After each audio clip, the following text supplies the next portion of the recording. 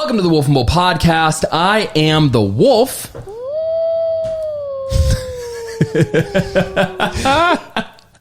And I am the bull.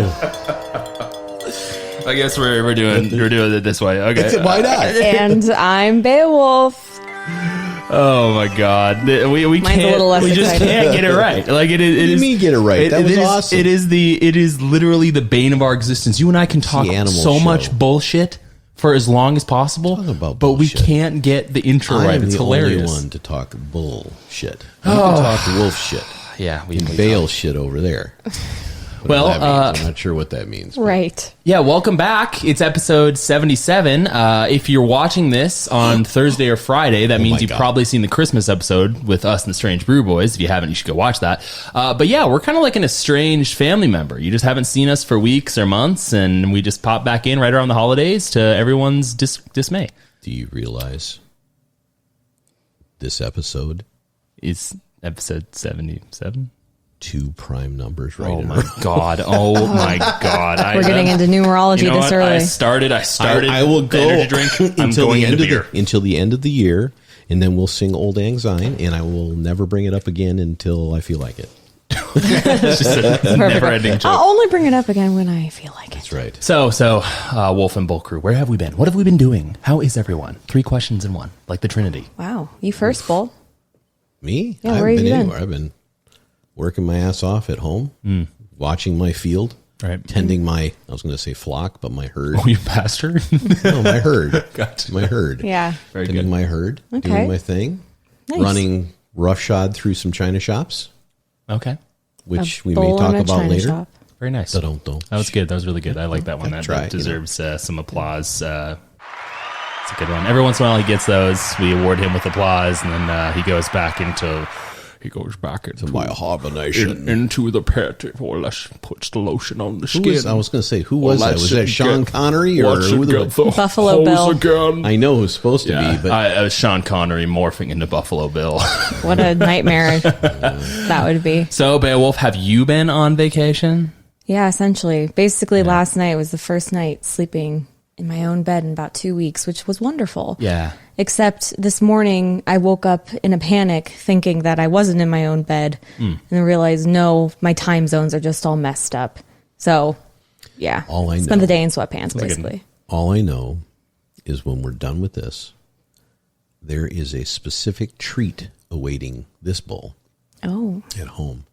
I know exactly what this One is. of perhaps the best type of pie ever created by human imagination. The cherry apple crumble. You're welcome. From Julian, California.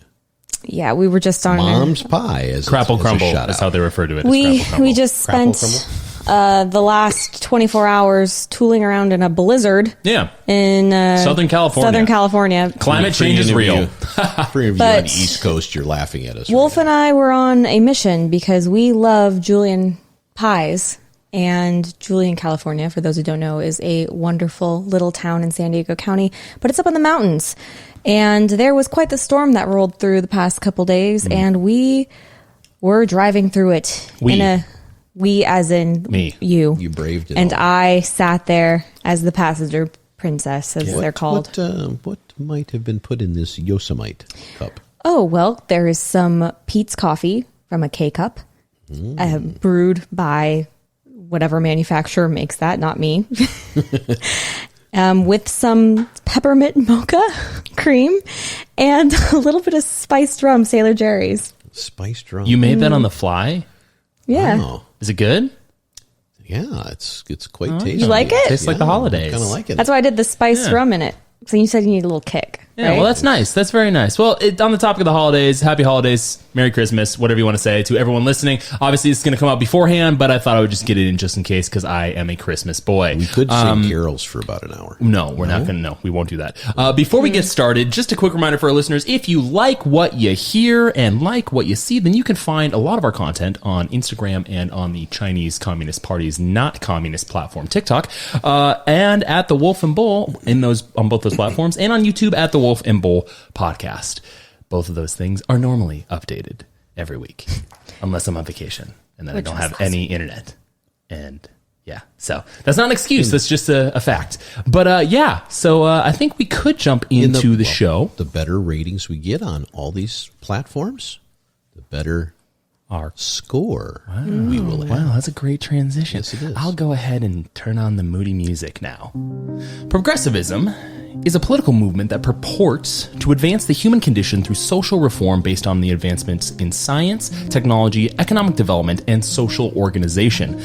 I would guess most people would relate to that definition in a positive way because of its all-encompassing nature. Why wouldn't we want advancement in all areas of society? Progressivism is unlimited in its ideas, which I'd like to think, for many, is the reason for their attraction. Unlimited in ideas, but is it potentially limited in foresight? Human beings are predictable creatures, and we have a tendency to be unpredictable in emotion, which can muddy the waters of positive progress. Progress is also subjective, which limits our ability to accurately determine causation and effect with 100% certainty. Despite my tenor, that's not a criticism, it's just merely an observation. America's 21st century progression has led to unrelenting advancements in almost all areas.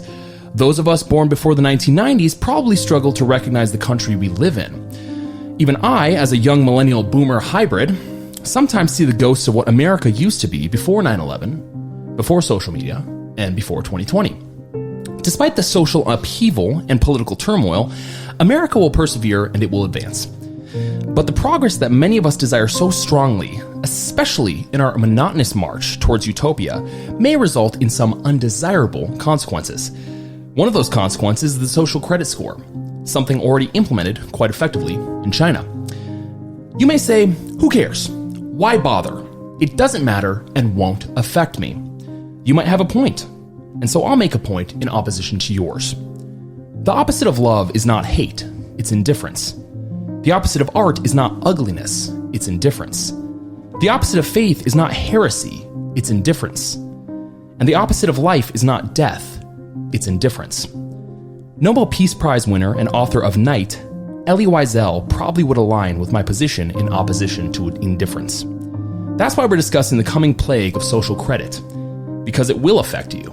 It will affect me in ways that are probably mostly undesirable. And that is the end of our episode, because this is going to be a difficult one. Drop the frickin' mic on that one. Maybe. I'm going to cry now. Have you read Night by Elie Wiesel? No. I don't know, Santa. No. It's in my gift you? list. I have read it. It's quite the book. You're going to have to broaden that out do. and tell us a little bit about it in a moment or two. Yeah. But I would like to just interject one thing.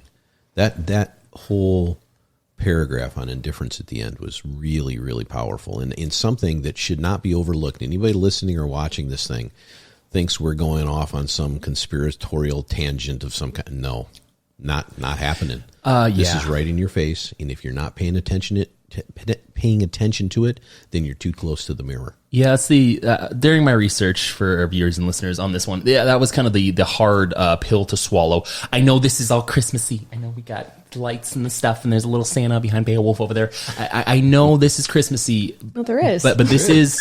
He is a badass Santa. But this is like a very... It unfortunately is already in motion. And I don't mean that the end of the world's going to happen. It's not. The end of the world's not going to happen. We're not going to be overrun by artificial intelligence unless we are.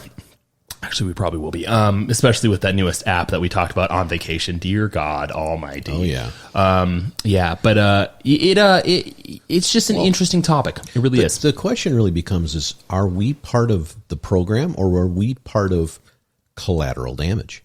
Because all these subjects we talk about over the course of the last month or so, it seems like all kind of ride on the same rail, and there's this group, this progressive cabal, if you will, that wants, I use that term very loosely, it's used all the time, probably too much. Cabal is actually one of the red flag terms that the social credit score will be watching out for. Oh, I said Probably. the ball, the giant avalanche, the snowball rolling down the hill, where you got to watch out and say, oh, there's a social credit. I'm not cabal. working this out right. I wanted to say but I don't, that's... Well, back to your point, I got you off the track there. That's a... Cable ball. Cable ball. Cabal. Now we're mumbling. Anyway, mumble. My whole point is that, if you're not on the bus with everybody else, you got to question what you really are. And so it's like there's, a lot of times I talk about the world being gray, and there's a lot of gray, but I think there's always things that you can look at and say, no, right, wrong, right? And what's happening now is there's this line being created by a lot of these movements that puts people on one side or the other of that. It doesn't create a big middle lane. The middle lane is perhaps maybe a better way to visualize it, is the middle lane is shrinking more and more and more. And it's like you're being forced to take positions that you don't want to take because of outside circumstances dictating that to you, saying if you do this way, you will have these benefits or not have these, consequences, poor consequences. And I think that's we'll dive into this, I'm sure. I noticed there's a pretty hefty tree there. Yeah, we have paper. Yeah, it's about half an oak.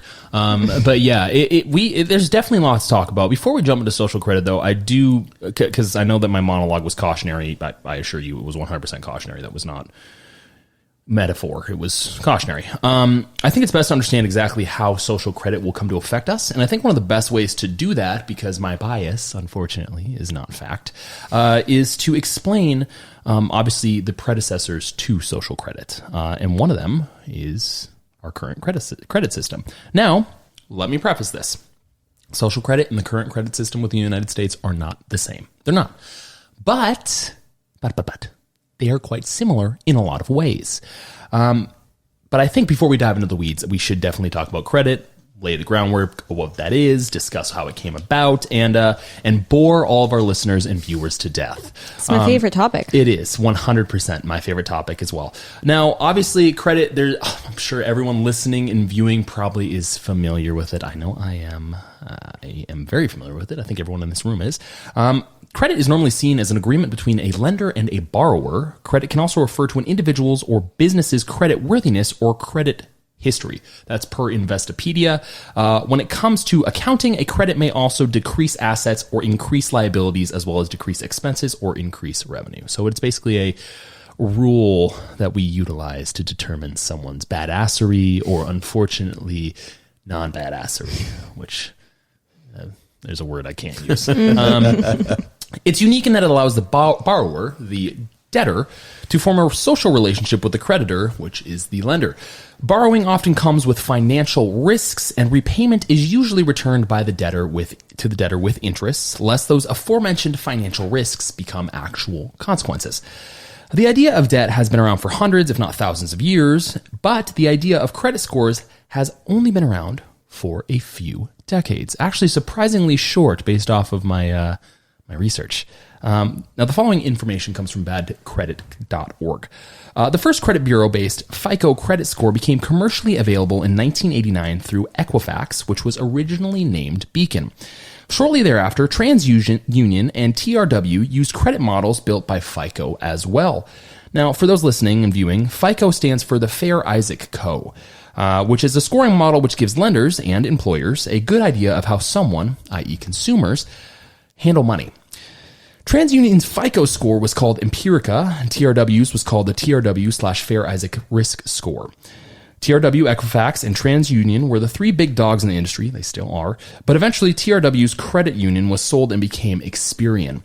2006 brought about the Vantage Credit Score, which was created by all three entities together, and unlike FICO, is actually a wholly owned subsidiary of those entities, TransUnion, Experian, and Equifax. Now, the two most used credit scoring systems in the United States have only been around for 33 years and 16 years, respectively. Now, credit reporting has been around much longer than credit scores, and Equifax was actually founded in 1899, and in the late 1800s marked the beginning of credit reporting. Originally, credit reporting appealed primarily to commercial lenders and local merchants who needed ways to assess the risk of their prospective customers. Several small, local credit reporting agencies were formed across the U.S. to handle the need for risk assessment information. Originally labeled as merchant associations, their data was provided and aggregated by local merchants.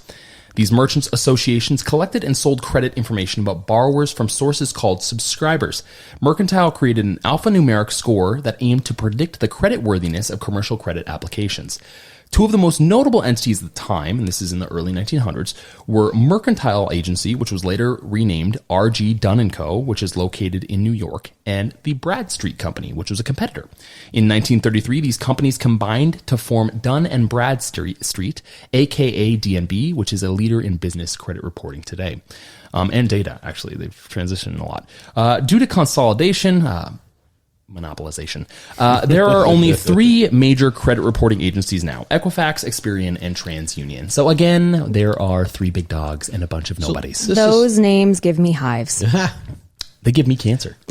Well, you can't create a business, DBA, or anything else without basically getting automatically, really, from most entities that will create an EIN number for you, a Dun & Bradstreet, a Dunn's number. Dunn's number. And that is really more of a marketing thing today than almost anything else.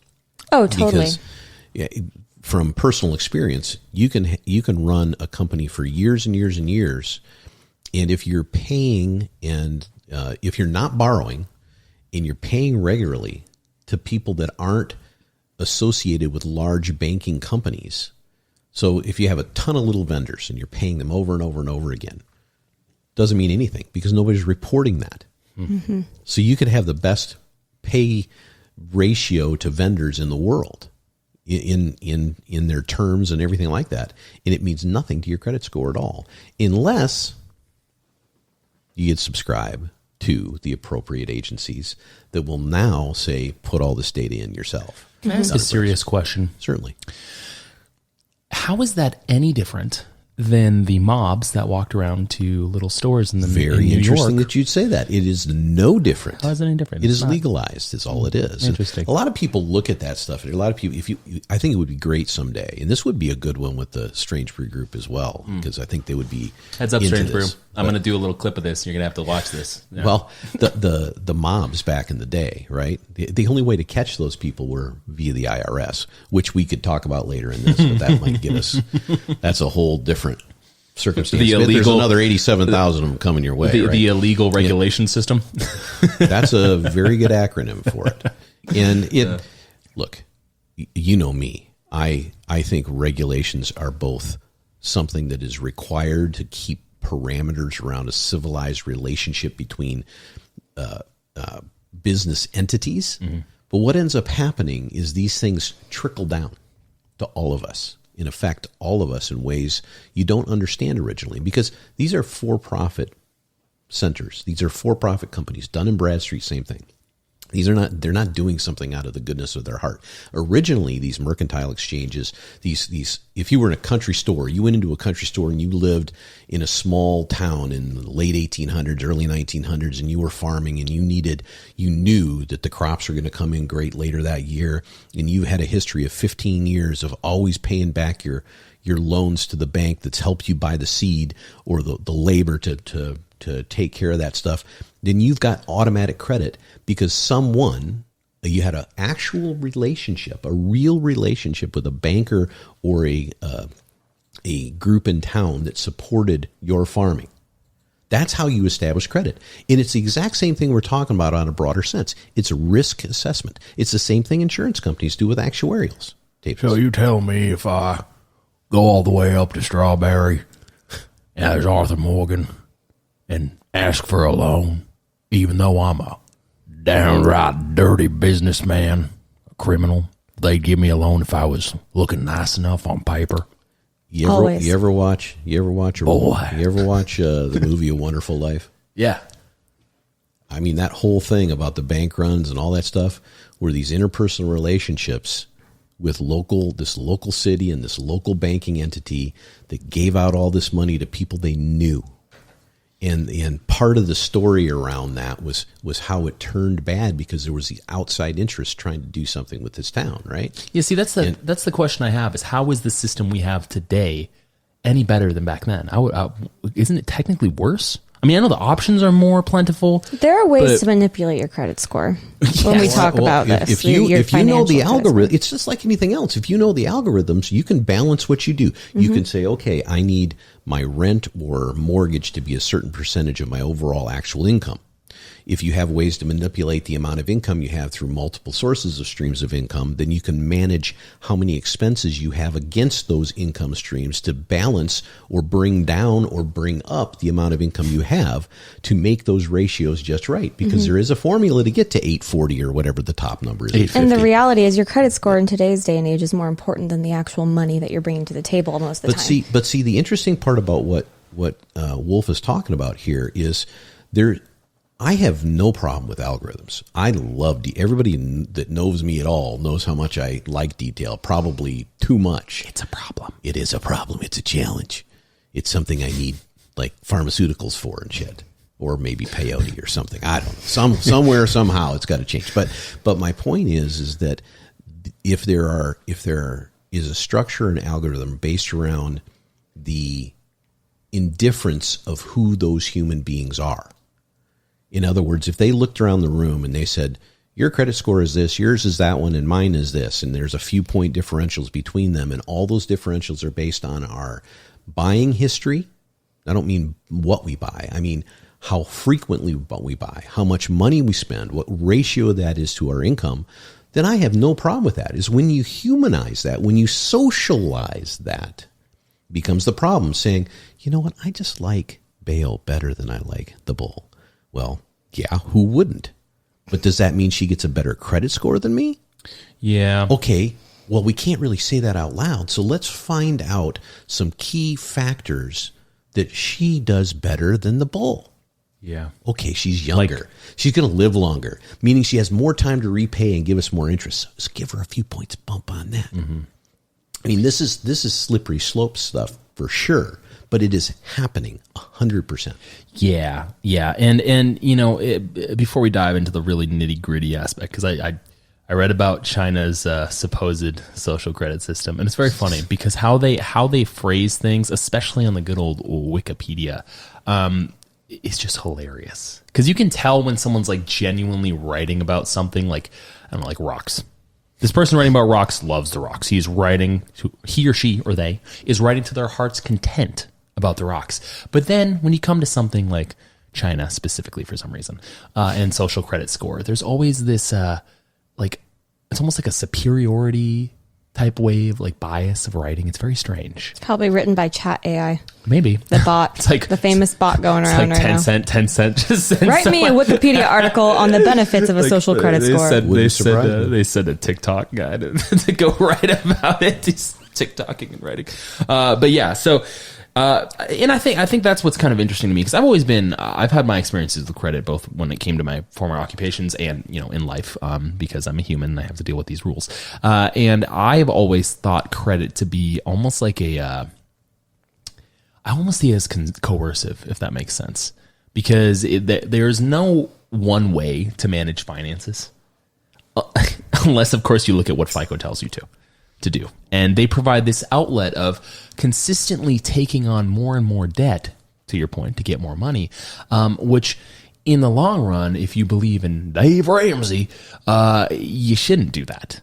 And if you didn't have any debt and manage all your money, to your point again, you would have a poor credit score. Like I remember working a long time ago when the Wolf was a wee pup. I remember working at a very a relatively luxurious car dealership. They were on the luxury end of things, and I would consistently have business owners come in who were making 6 figures a year, good money, like middling 6 figures, and their credit score was absolute crap because they owned a business. Doesn't that seem a little strange? Give a better credit score to the people who are the pencil pushers, but don't give a good one to the business owners? Well, honestly, that makes perfect sense, right?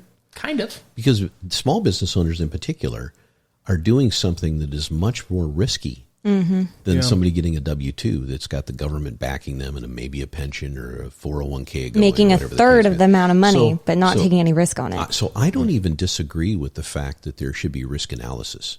And I'm honestly caught in kind of a rock and a hard place with understanding some of the social implications of people's lifestyles, if you will, and how that because there's plenty of studies out there. I couldn't recite them, but I'm sure there are plenty of studies out there saying people that do X, Y, and Z or spend all their time after midnight at bars are not as creditworthy as, I mean, I'm being very generalistic, but that's what actuarial tables are.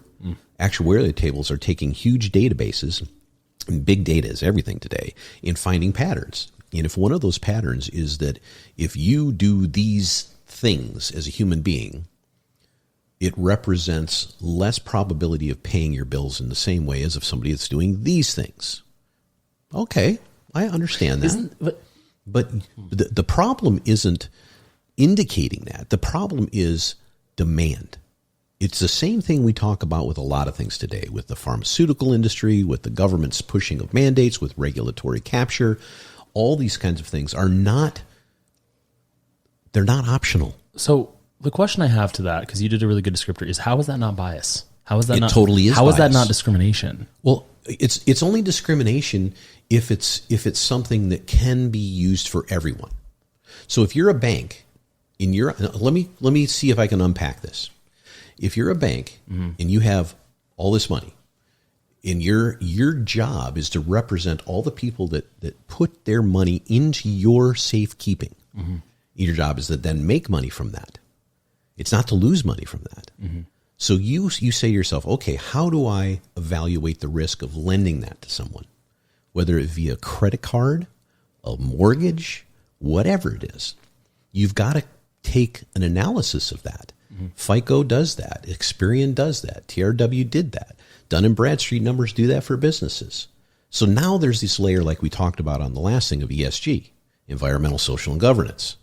Well, those are much more arbitrary, and they're much less defined by sheer number.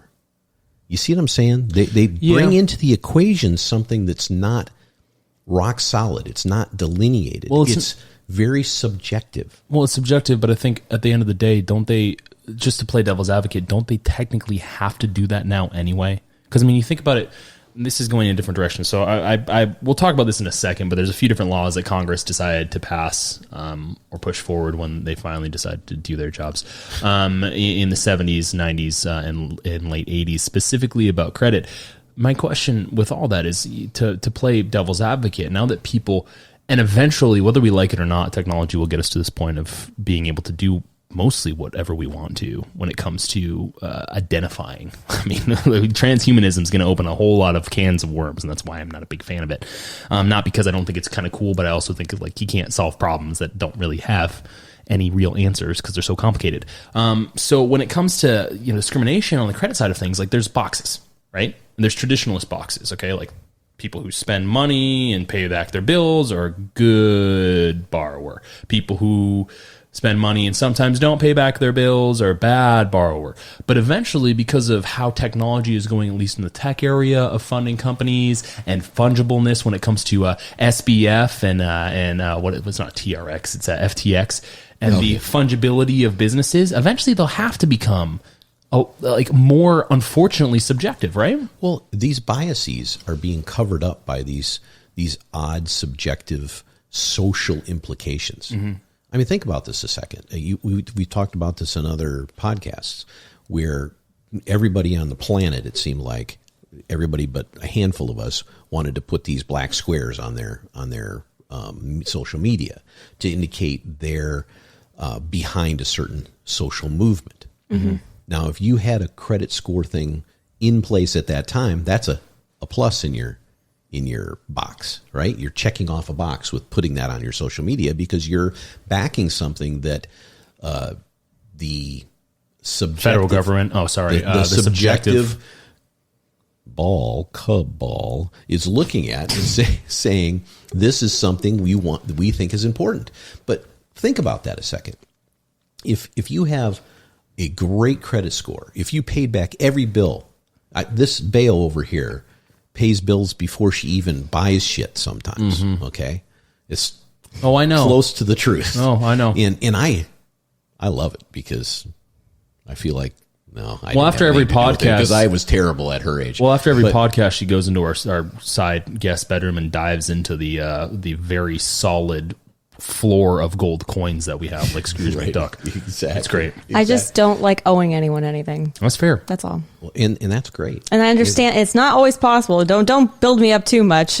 Well, I think that It's not completely perfect out there for I'll let me. you get to your point, because I have a point. Well, I think I've kind of moved off the point a little bit anyway, and I need to guide myself back there because, as usual, I get distracted and go in a different direction. But my point is if a person like that has a wonderful credit score right now based on numbers, based on hard facts, okay? There's the hard fact, and then there's a ethereal stuff around the edges. And she went, screw that. I don't believe this particular movement. I'm not going to back this thing or that thing. Or I think that this pharmaceutical thing is wrong, or I think this is. So you put up a wall against something and you verbalize that, maybe on your social media. Now a person comes along that's paid half their debt, is almost gone BK maybe, or they have, but they are so socially into it. They're backing all the things that the people say they should back. Should those two people have the same ability to borrow? Absolutely not. If your bank is more interested in being woke, yes. If your bank is more interested in making money, no. Well, here's the thing. I don't therein lies believe the banks at their core are interested. I Well, mean, but- I know they say the right things in What do marketing you think and stuff. ESG is? The thing we were talking No, about last I time. hear what you're saying, but I also think that's a marketing gimmick for most companies. As altruistic as commercials and press conferences and little side things, oh, we're donating this much to this cause or whatever mean, I also think the bottom line, the solid dotted whatever line you want to call it for every company, including banks, is that they want to make a profit. Well, the problem, Absolutely. Well, I'm sorry, but if the banks or whatever entity is into ESG and spending a certain percentage of budget on that, it doesn't matter if it's all marketing or not. Mm-hmm. A certain percent of that budget, where's that money to do that coming from? Well, I think it's from something else, exactly, or from their marketing. But I think the problem, because I agree with you, I don't think a lot of these companies really care. Like, I don't think they really care. I think some of the employees that work there maybe do, because there's a lot of activism going on, which, if we actually look at activism and American activism, they're two different things. But with that being said, I don't think the whole companies agree either. But the problem is these social pushes, normally they precede policy.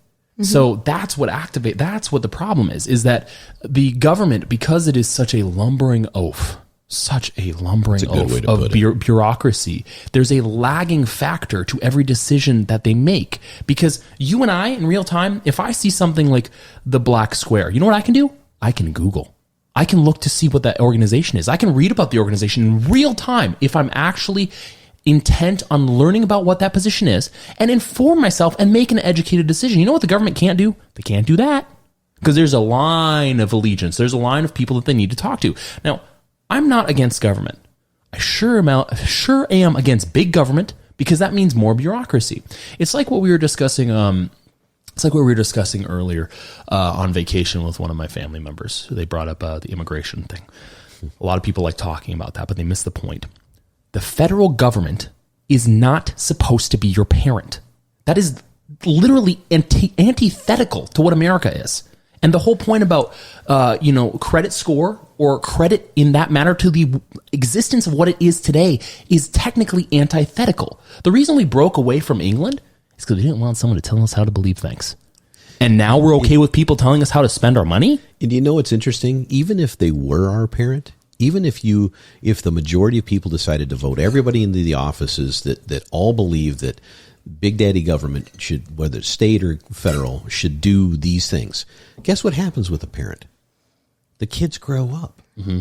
They have to release them into the world, to realities that are going to have consequences, good and bad. Well, I guess the problem, it's daddy for life. It's mama for life. Well, and that's the problem that I see with a lot of this, because it's like with major corporations. What was it, GM in like the mid early 2000s that was like bankrupt, and the government came and bailed them out. Iacocca, yeah. So my question is, why is it that the government comes and bails people out when they make bad decisions, especially big companies? But then they have this pre-formulated ideology that works in tandem with private equity and private business to tell the populace how to do things, when inevitably they will just bail them out with their own money. What's the point of that? Like, if we're going to play this game of actually getting better, like as a country, if you want the problems like climate change or immigration to go away, you know who you shouldn't trust? You shouldn't trust the government with it. You shouldn't. I mean, it's not because they're bad. It's because they're bad at doing things. And that's why they're forcing the issue. Well, they're forcing the issue through regulation to require outside companies, private companies, to do their work for them. The question then becomes, are the private companies doing their work for the government, or is the government doing the work for the private It's soft nationalization. It's soft nationalization. Well, I don't know how soft it is, but it's definitely there. What I mean by soft nationalization is the United States government's not going to come out and say, well, we now own Apple. Yeah. Unlike, another 3-lettered entity in the world. It's like looking at energy companies, electric companies, et cetera. There's not solar on this roof, but there's solar on my roof. There's solar on a lot of roofs, right? Mm-hmm. And I remember when I bought my solar, I told this story before, bought my solar, did the analysis on it as I do. And the payoff period was about 7 years of what I had to pay to buy it. I didn't want to lease it. I bought it. And the return on investment was going to be about 7 years with the subsidies that the government gave us, because who am I to turn down a subsidy if the taxpayer money? I understand. I'm part of the problem. No, I'm not saying you are. I'm just saying that's what it is. It's the truth. If I can rail against certain things, but then when you take advantage of those things, you're kind of creating a You're cycle. a cog in the machine. Well, I mean, Correct. if we want to take that to its logical extent, we all take advantage of the system by pretending that the IRS can legally come and take our money because we owe them something. Like that, literally, I mean, there's an endless cycle. But if the government can get most of us to be W-2s instead of contractors, guess what happens? They get all their money ahead of time. They can use it for up to a full year before they give any of it back to you, if they decide to give it back to you. By the way, everyone, get ready for a surprise or two in the next year or so, because anything you thought you're going to get back is going to be a lot less. It's going away. Mm-hmm. People have to pay for the shit we're doing. Mm-hmm. And you can't trust the government to utilize funds out they're effectively. The worst. Are you but kidding me? That's my point. Is that's why I get so frustrated about this, because it's like explaining. Not to say, I think listeners and viewers, they're all intelligent. I think they can understand and conceptualize this, because once you actually think about it, it makes a whole ton of sense. I brought up the mob for a reason. They would show up, knock on your door with a bat or with a smile, depending on what sequence of what position they were in the sequence of getting money from you. The government does the same thing, except now it's a matter of, well, we have to give money away to other countries. We can't give it to our own country. We got to give it away to other people. And we have to be able to fund all of our occupations. I mean, I'm the president, vice president, the speaker of the house, or whoever. It doesn't matter what demographic I am, party or whatever. I'm going to have to get paid for life. Well, I have to ride in my private jet. I have to wear all the most expensive clothes. I mean, I'm a celebrity now. I went to school for econ and was a bartender, but now I'm AOC. It's very much a celebrity public official. It's no longer a public official. It's a celebrity. And there's always been a popularity contest. It's always been part of the there's a difference between a popularity contest and someone who thinks they're a celebrity. No, I mean, Donald Trump was a celebrity before. Ronald Reagan was a celebrity before he was. I mean, that's been going on for it's good. decades and decades and decades. That's a problem. The problem, though, Ronald Reagan, Donald Trump, or whoever. JFK was basically a celebrity. Yeah, those people were celebrity prior, right? So, no, my biggest thing is they had that understanding that they were an entity before that. Well, you could argue that George Washington was a celebrity. It's a problem that when you become a public servant, then you thus become a celebrity. There is nothing that says in the book of public servitude that you have to have a Twitter account. Well, it's oxymoronic, right? Mm-hmm. If you really want to be a public servant, what are you supposed to do? Serve the public. Right. Instead, it's self-serving. Mm-hmm. And people that watch politicians in general, and this is a general because there are tons of people that go into politics for the right reasons. That doesn't mean they stay in for the right reasons. There's no such thing. It can. Yeah, there is. No. There always is. I disagree. That's my hard line. I think there are very passionate people that believe certain things, that want to get into a position where they can enact those things. Mm. How they get there is often a problem. What they do once they're there is often a problem. But that doesn't mean they're not human beings. Oh, yeah. And I give people way more latitude than maybe I should sometimes. And I think anyone in this room would probably agree with that. But the ultimate kind of steering this back in a direction. There are always biases, always have been. But what's ending up happening now with this social credit stuff we'll get into is that biases that are legitimate based on hard fact, whatever those facts are, whether it's socioeconomic or not, I shouldn't say socioeconomic, whether it's economic or not, these hard facts come out. You have had these things happen to you. You have done these things. These things have you've been part of a larger circumstance about whatever the case may be. There's a value assigned to you based on hard facts. What's happening now, though, is for reasons that have no semblance of profit or revenue, are being turned into useful marks on this calculation of risk, and it has nothing to do with that. Yeah, well, I personally think that we should. We'll jump into credit reporting because there is a long history of that. I'll condense it, but I think the problem that I see is the system that we currently have right now doesn't take in. I think it takes in a lot of facts, takes in a lot of data, but I think that data is easily fungible by people who, per recent events in other companies, one owned by our Lord and Savior Musk, the people can't separate themselves from their bias. And that includes in these entities.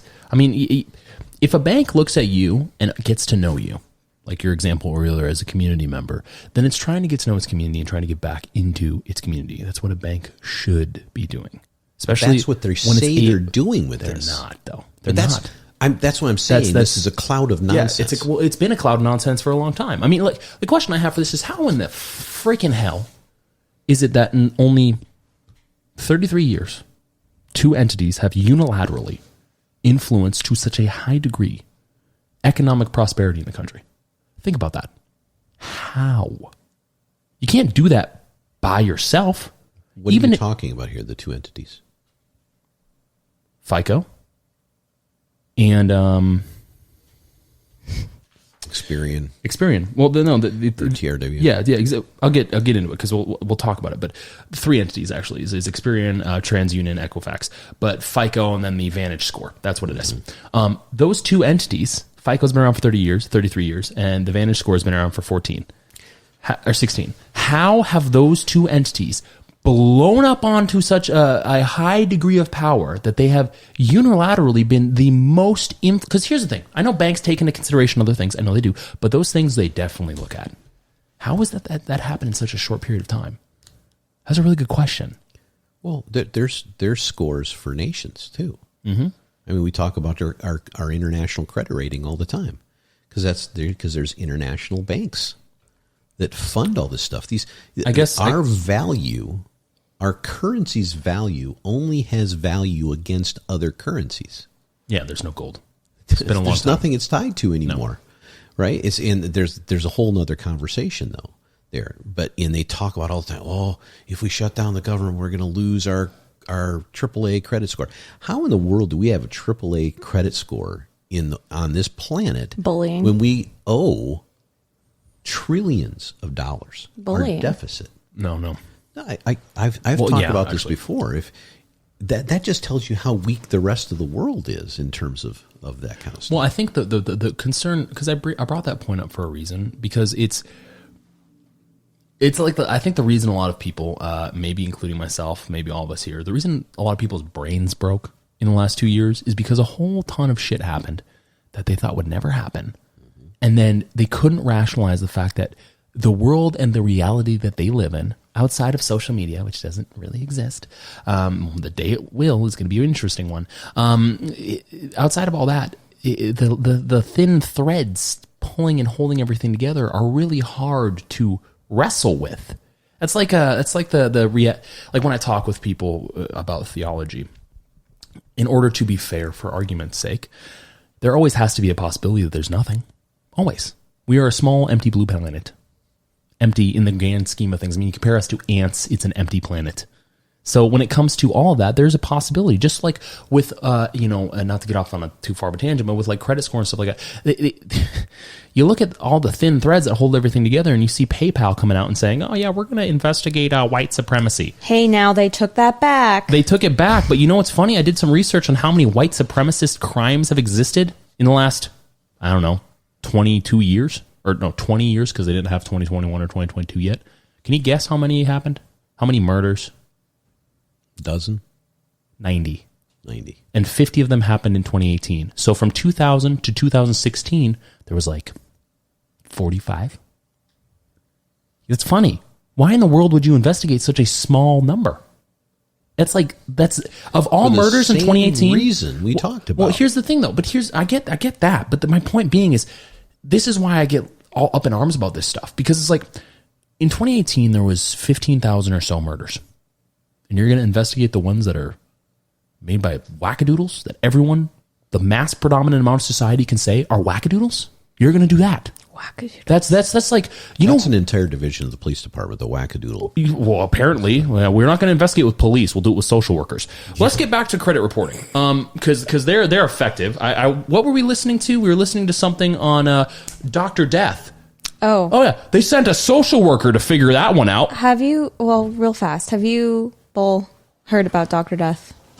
You should look into it. Dr. Chris Dunch? No. It's a new one? Because no, it's actually a couple years old. No. Well, no, it's actually a couple years old. It's a podcast called Dr. Death. I think I remember. I think this. there's multiple seasons, but the very first season is all about Chris Dench, who is no longer a doctor. I believe he's in prison because he was tried for basically the maim and murder of several people on his operating table. People. I don't know if he murdered 30-something people. No, I think he basically maimed them, yes, on the surgery table. And hospital after hospital in the Dallas-Fort Worth area of Texas were just passing him along, kicking the can down the road, like someone else's problem. Don't report him. Finally, someone reported him, and they started investigating, and he was like putting screws into muscle and bone. And it came to find out, like, all these people knew about it. Well, social workers were sent to. Let's not dive too far into it, because that could be an episode. But I guess my point is that the reason I because it would be a good episode. But the reason I want to like talk about that is because I brought it up because there's a psychology behind that.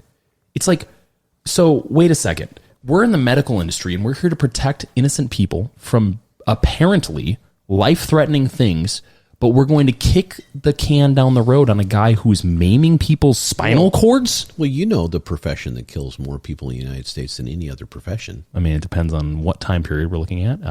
This right one, well, I mean, you could probably say it's the pharmaceutical medicine. Pharmaceutical. Not a pharmaceutical. I'm talking about doctors in hospitals. It's actually the pharmaceutical. I will tell you. Well, yeah, but who's prescribing it, right? Yeah. And so chicken you or the can egg conflate thing. those kind of things. But my whole point is there's more people that die going to doctors' offices and hospitals than any other business entity out there. Yeah. Yeah, not to demonize doctors. I'm not. But that's the thing. Yeah. No, wait a sec, because this is something that people end up doing. I'm not trying to put grill you, Beowulf. This is something that people end up doing. Yes, we should. Actually, we should grill medical professionals because they should. Didn't say grill. I'm not saying shaking me. that you did. I'm saying we should be demonizing those who are not doing their jobs.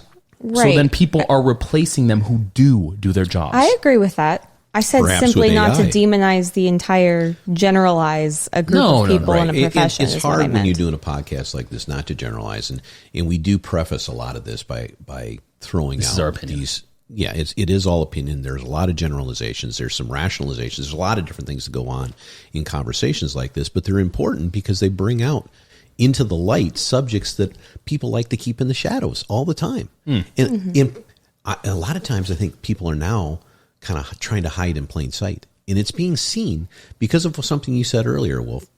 You can Google something, you can look it up, you can research it, you can do all kinds of things on any subject you can possibly think about. Yes, you're going to run into a lot of echo chambers and biases and things like that. And your job as a human being with a brain is to disseminate those things and come to conclusions using your set of knowledge and circumstances and your guidance of people around you, etc. Critical thinking.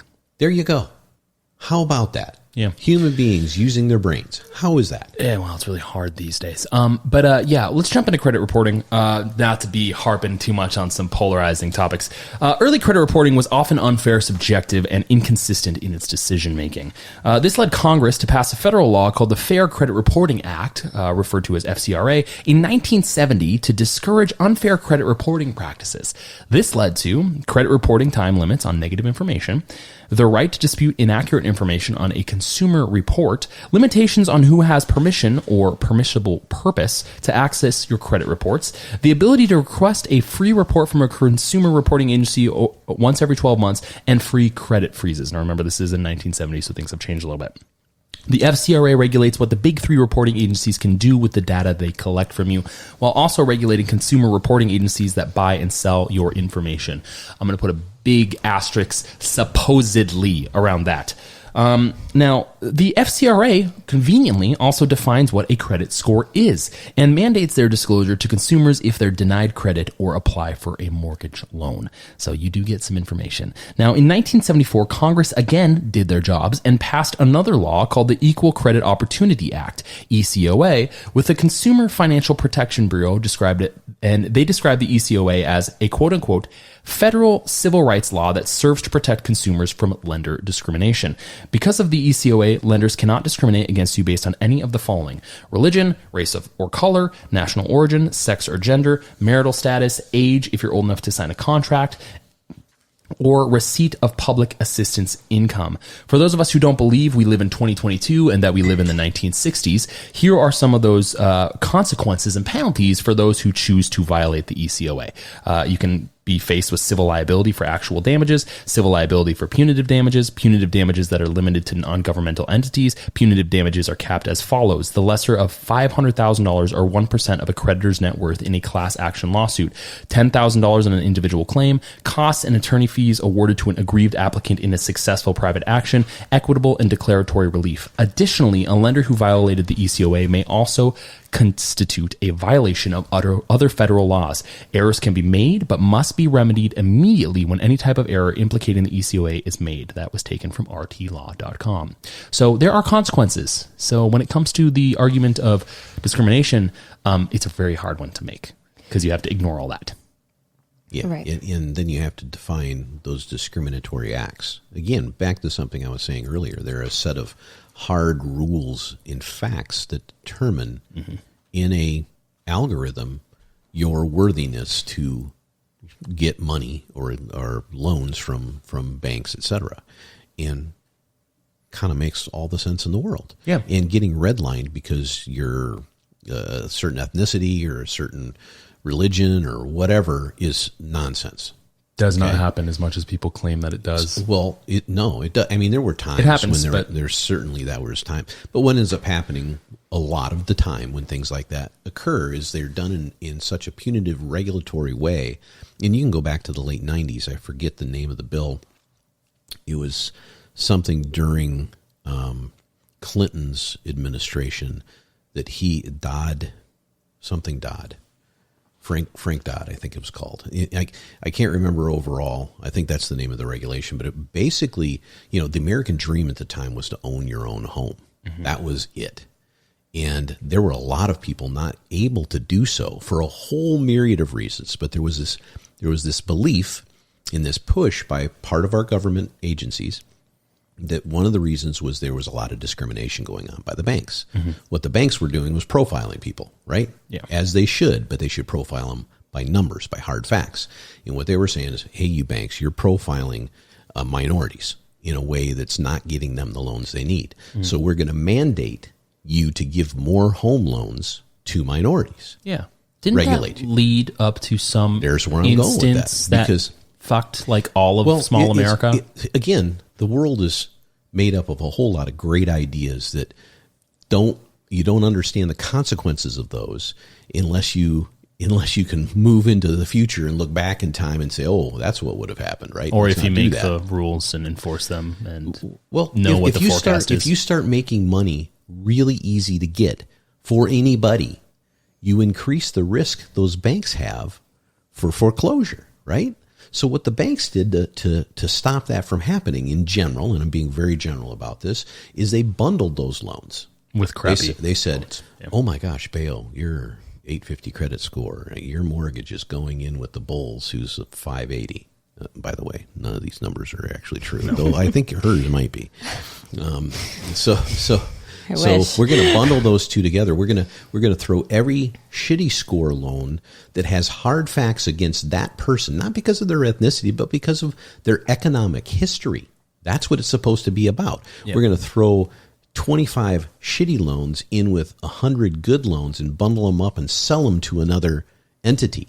Mm-hmm. That's going to say, okay, the risk is a little higher because there's some shitty ones in there, but overall we're going to win.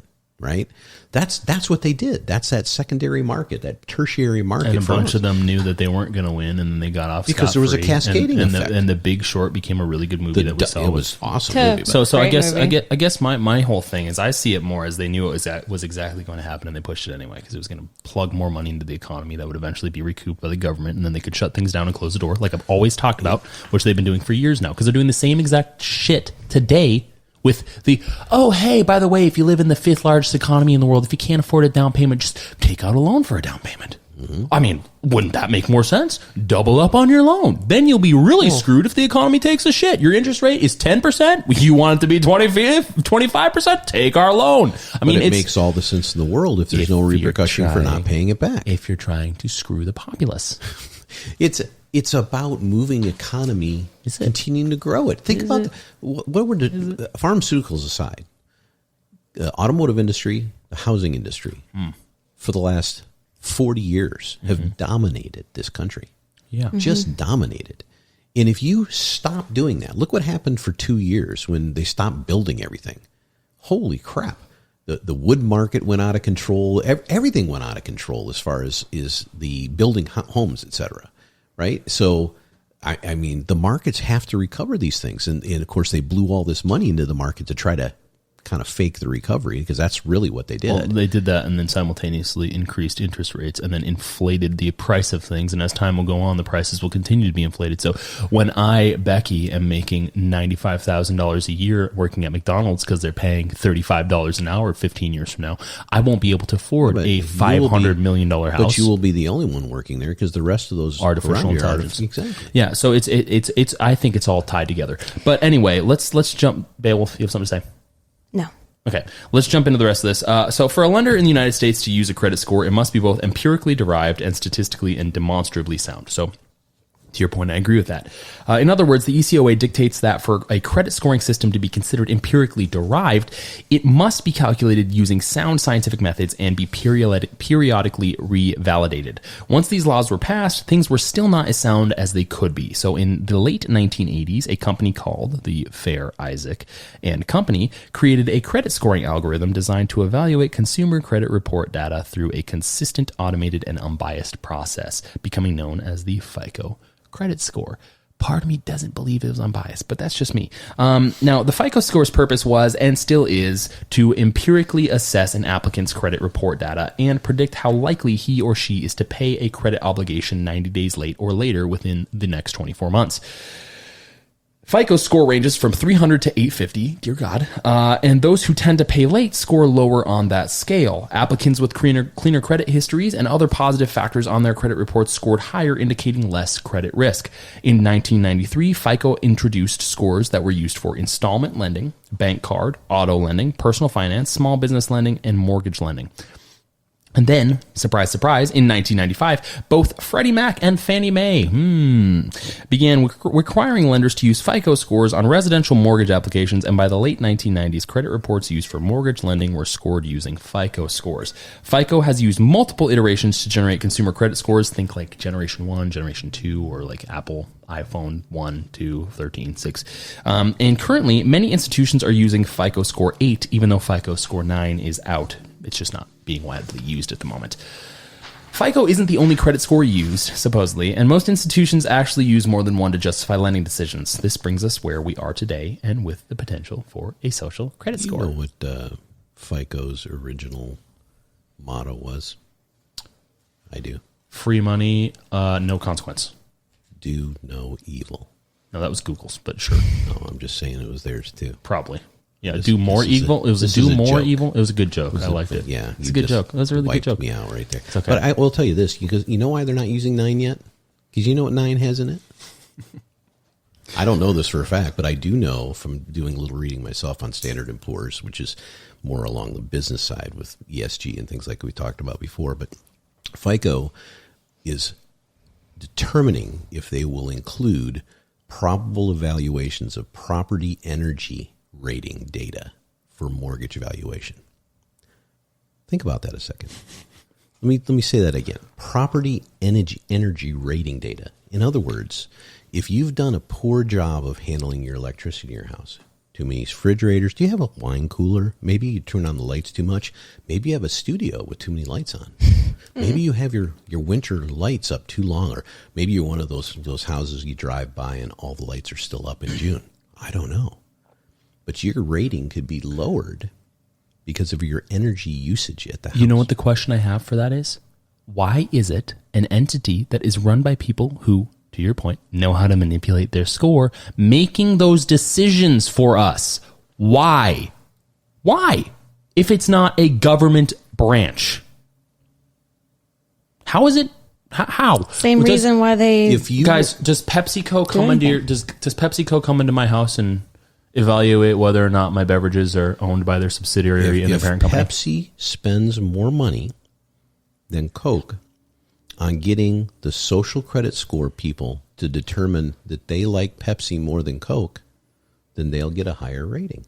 Yeah, but the difference... I'm joking again, I know. but my point is the same. It's where is this stuff going? You're asking the logical question. The problem is there is no logic with this. Is there? Look, you got to ask yourself that. There's not. What you got to peel back the onion and ask, why are people putting these things into position? Is it to make better evaluations of all three of us in the room and determine who gets $100 lent to them? No. Because that's what it's supposed to be about. No, it's about something else. It's per the good old Wikipedia in the CCP, which is similar to USA. Just there's different letters. They're all about trust. Well, their culture can't trust each other. So in order to forcibly create trust, we're going to forcibly push these rules down on everyone by a power base in order for them to trust each other, because they have to play by the rules lest they do not show trust to us. Well, I think this is a future game, not a present game. That's what I think it is. And this is all formulated in my head probably 3 seconds ago. But it's a good game. I think what a lot of this is trying to do is trying to manage variability.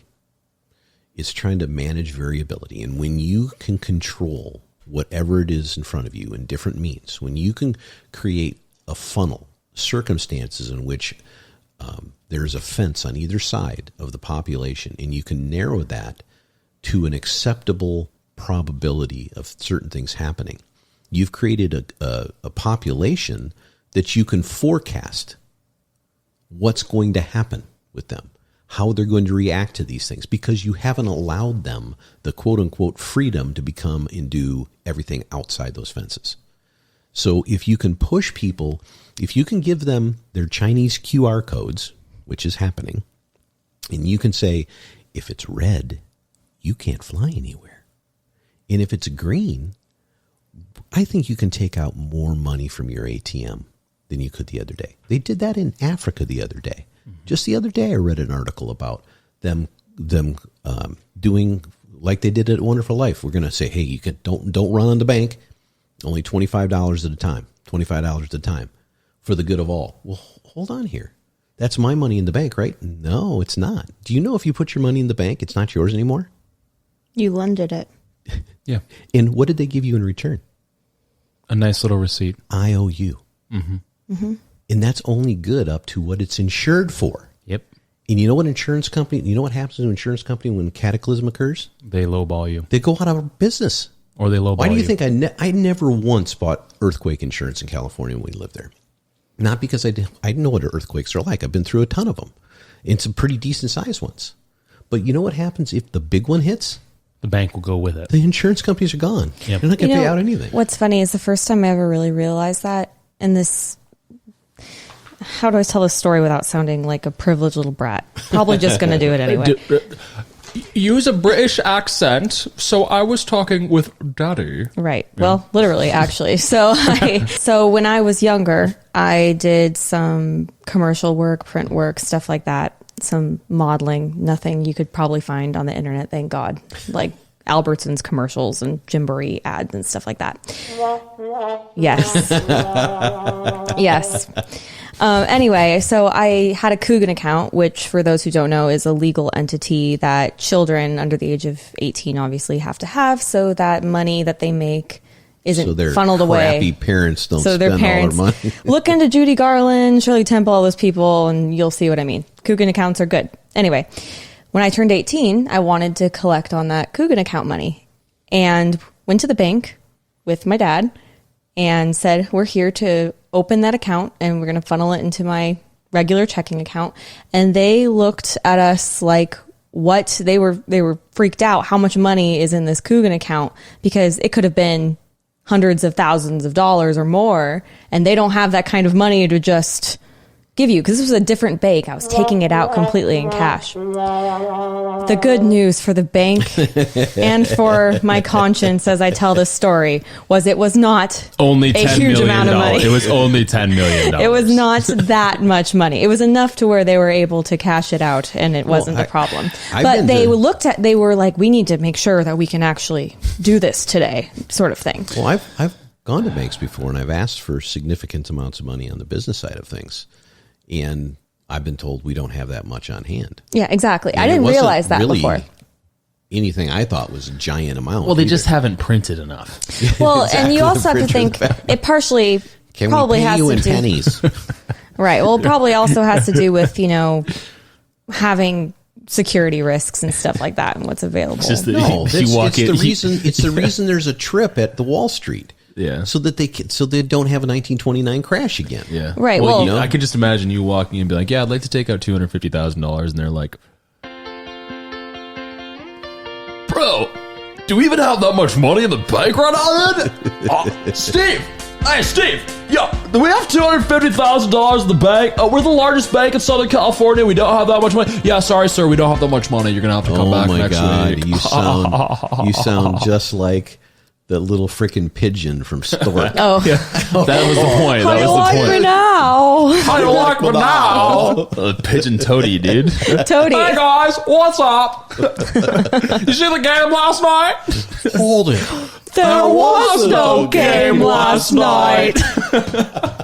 For anyone who hasn't seen Such Stork. a stupid movie. That is a freaking awesome new movie. And such a you know what? stupid movie. You should love it more than anybody because you could turn into a wolf bridge. Yeah, that was pretty good. Yeah, I liked that part of the I know movie. people are going, what? Yeah, it flew under the radar. You know, this stuff has been going on Yeah. in experimental ways for years and years and years. I remember during the Obama administration, there was something called choke point. This was a What? actual something that occurred. It was an administrative thing. Yeah, That was the name? Choke point. That Choke was the point. name.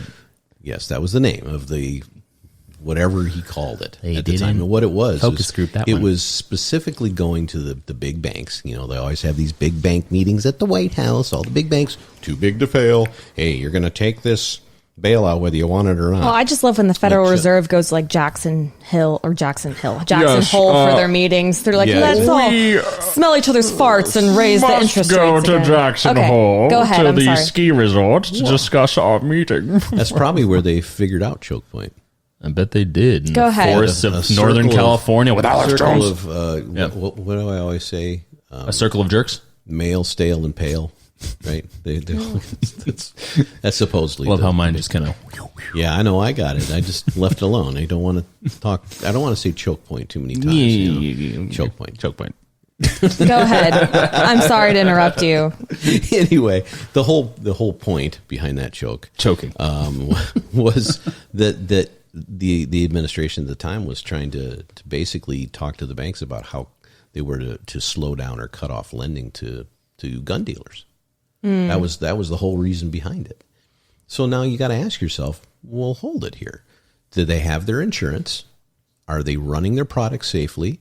Are they the ones pulling the trigger and killing anybody? No. Well, the question And they were a legitimate business Yeah. with legitimate things. And so an outside entity, i.e. the government in this case, is now telling the banks, you know, I really think that you should probably slow down or stop lending for these. Well, it's these gun so- dealers. Well, but Bull, it's because they were trying to stop the sale of ammunition, so they had more ammunition can't for their Predator drone strikes. if you can't stop the gun, stop what you So put there's in an the gun, right? interesting Maybe.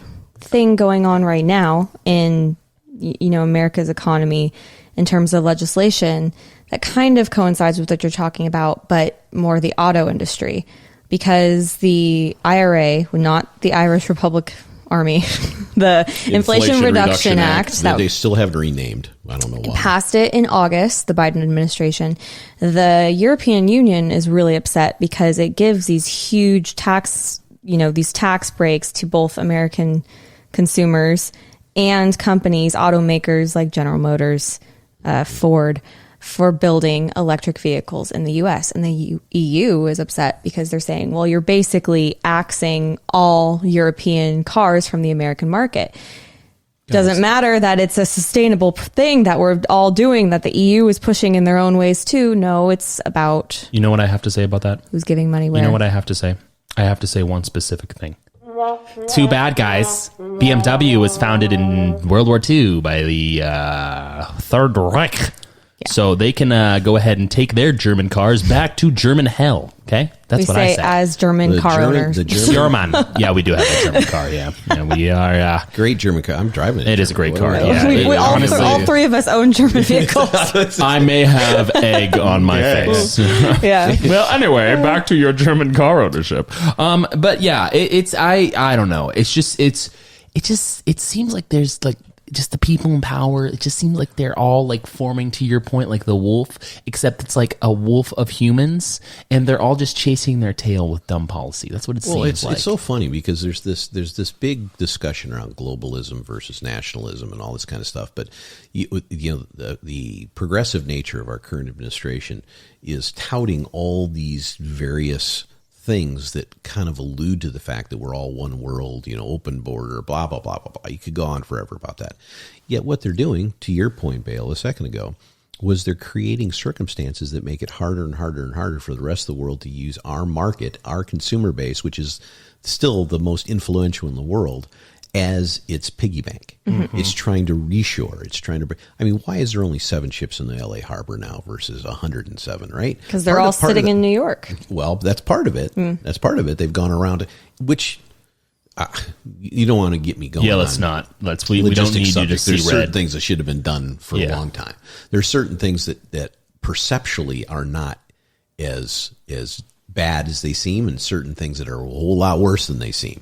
And in perception's reality, and that in essence is really part of the problem. I think there's this whole concept, especially when it comes to the social credit score thing, around how individuals and groups perceive the world around them.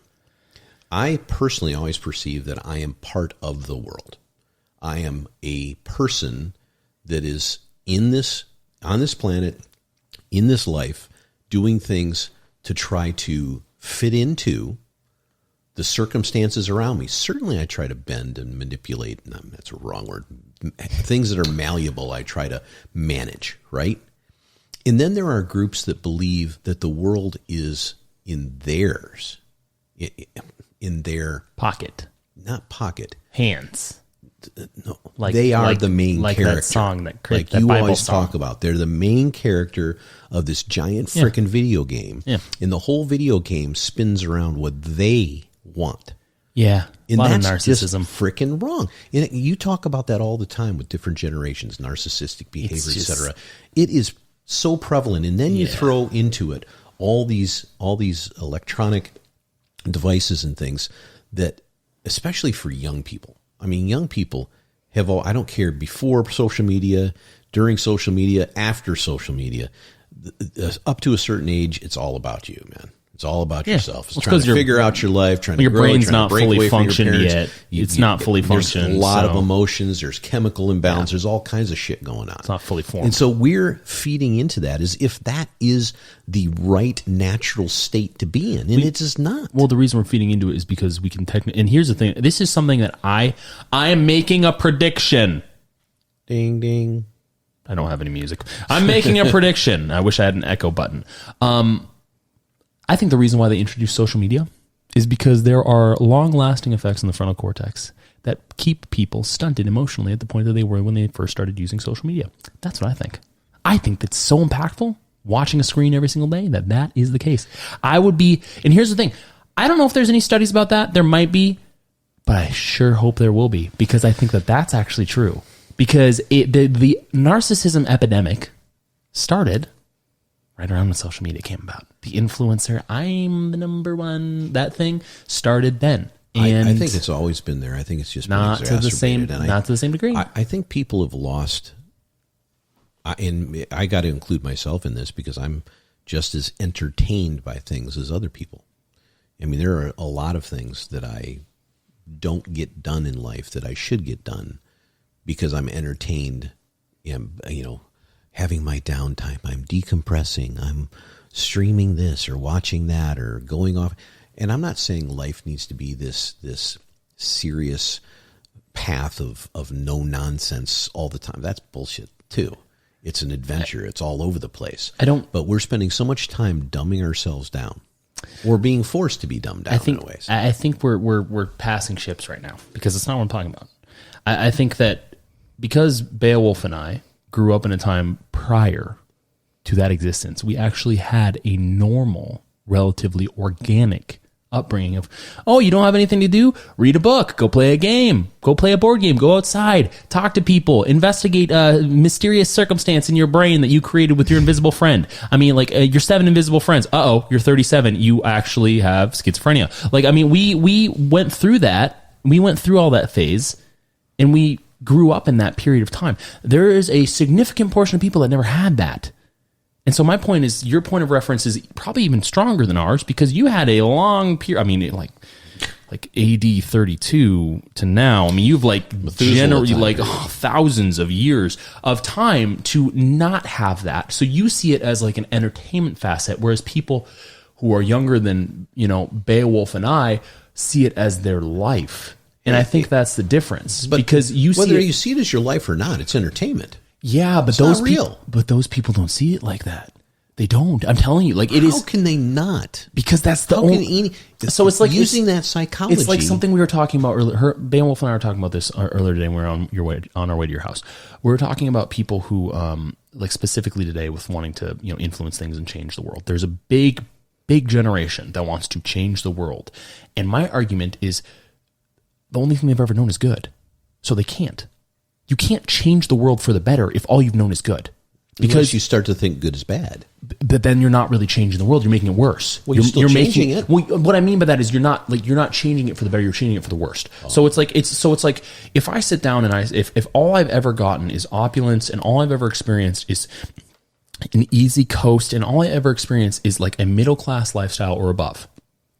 And I never had any hardship outside of maybe getting not good grades, or I never had any need for something outside of maybe not getting the toy I wanted on Christmas. I'm going to go into the world thinking that the world is not as good as it really is.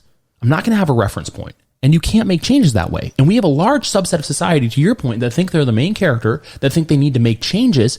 In reality, they can't really make the world better than it already is. And so you got to ask yourself why people want to make changes. Because they've been told that they should. No, it's bored as hell. I mean, I truly think talked about this in the past. People in general. Now this is probably going way off the reservation here, but you got to. There's this group that needs to create some kind of chaos to feel like they're engaged, and when you can't develop your own sense of self, because your sense of self is developed only by those around you, social media, etc., the reflection in whatever odd-shaped mirror is around you, then you have no choice but to try to get outside of your own self. And outside of yourself means cause. It means emotion. It means flailing away at changing something, whether it's climate issues, whether it's political issues, whether it's border issues with globalism, nationalism, right, left, doesn't matter. You're so disengaged with who you are because your entire being is a reflection of all these things around you. Because you're being told that that's who you are. That's my point. Everybody is told something. Yeah, but not everyone. Yeah, but here's the thing. The difference is you and I are not on social media 24 hours a day. We are not posting you and I post for different reasons. I post specifically because this is a business. I'm being left out of this conversation. Well, same thing but here's the thing. It's different for you. You look at my personal account, get like 10 posts. But I manage all this like Wolf and Bull social media. I manage, but I do that because it's a business. When it comes to everything else, I don't want to be on it. You don't want to be on it all the times of day. There are people that a large subset, I would say in the billions, that are young and addicted. But that's because they've developed their personas based on that. That's what I'm saying. Because their personas based on that technology You're are acting being like they have no choice. That's not what I'm saying. I'm saying they're being told to, and you're indoctrinating. You're inoculating yourself. I agree that there's indoctrination going on. I agree that if you shine a light in somebody's eyes all the time, they're dilated. But that's what I'm saying. So it's not at this point. I don't think it's about choice. I think for a lot of people, it's about the fact that they don't know that there's an alternative. They just don't. It's not a matter of like they can't conceptualize it. They can say, "Oh, well, my boomer dad had it before he didn't have internet." They could say that. They don't know what that means. They don't know the benefits to that. So like you and I do. We know what the benefits are. Here's the problem. There is more information at your fingertips, at all of our fingertips, than there's ever been in the history of the world. And we are not in the multiplied by thousands. We're not in the top 20 of educational systems in the country. Well, again, in the world. Those are measurements, right? Yeah, but that's some people believe those measurements are good. Some people believe they're bad. I'm not here to argue about that. All I'm saying is that there's this conflict between simpleton-ism, if there's such a word I've just developed, simpleton-ism, and you don't have to look that up.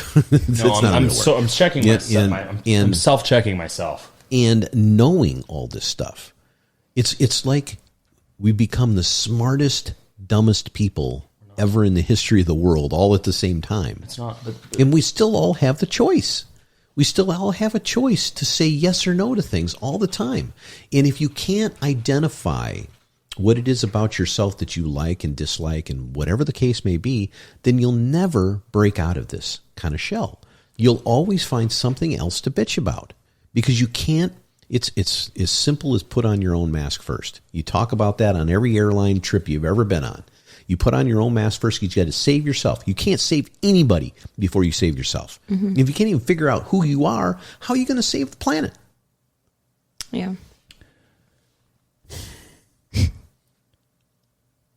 I agree with what you're saying because that's the perspective that we both have.